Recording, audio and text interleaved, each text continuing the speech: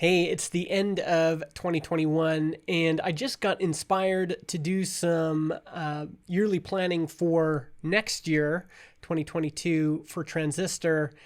And I've just developed this spreadsheet inspired by this podcast episode where Adam Wathan talks with Ben and Derek on the Art of Product podcast on how he does the shape up process.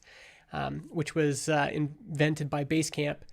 And there's all sorts of, you should really listen to it, but this was the key section that kind of captured my attention. I have like columns in Trello for like future cycles with the dates on them. So like this cycle is like October 18th to November 26th. And the next one is whatever. And I have those out until like the end of next year.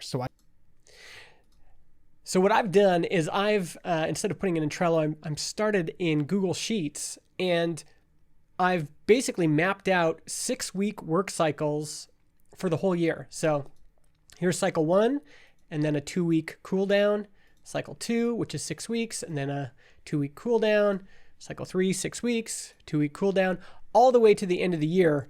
And when you map it out this way, so a cycle of 6 weeks plus 2, that gives you about 6 cycles of work, which is an interesting way of visualizing your year. And then when we get over here to December, very little work happens in December. And so I'm just being honest about it. I put an extra cool down period and, just expecting that we're probably not going to be working very much between December 19th and New Year's. So this is kind of what a full year looks like. And I've also added this context row just to put in like holidays and things that, end up influencing what kind of work you get done during that period. And then here I've put product focus. So these are the big kind of product milestones, the things we want to build. And I've put them in these 6-week cycles. So, podcast websites for February 28th to April 8th. And then I've also put if we have it, a shaping document, a link to the shaping document. So we've thought through a lot of these problems, and we have tons and tons of notes on these things. And so I've linked to that here.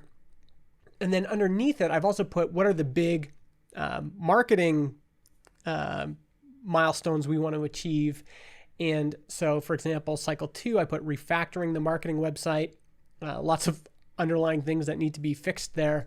And then maybe the cycle after that, we could launch a new marketing website. So work on that for 6 weeks and then launch it during the cool down. Maybe I'll put launch new site. Yeah. So so far, I'm finding it to be a really interesting way to think about the next year. And, we can move these things around. Obviously, this isn't a fixed plan, but it does at least give you a sense of, how much time you have, how many cycles of work you have, and really how many big goals or product milestones you can actually achieve in a year with only 6 cycles of work. I've already basically have 5 big ideas here. And so it shows you your limits. You can kind of visualize it. I've also just added this admin focus for John and I as we're thinking about employee reviews. I know we have to do our taxes sometime in here, year-end accounting, things like that. So just having this overall overview of the year, I'm finding very, very helpful, and being able to fill things in, add shaping docs, add notes, really, really helpful. And so, that's kind of what Adam said right here. So I can like visualize like how many columns of work we can do. And I like having a vision for the future just to put my own mind at ease. So like I highly recommend going and checking out this episode if you haven't heard the whole thing. And maybe this will be interesting to some of you folks. I'd be curious to know what you're doing for annual planning. I actually even put because we're finishing off the year, I added just this last cycle of work we have right now to kind of think through, what should we be doing before the end of the year.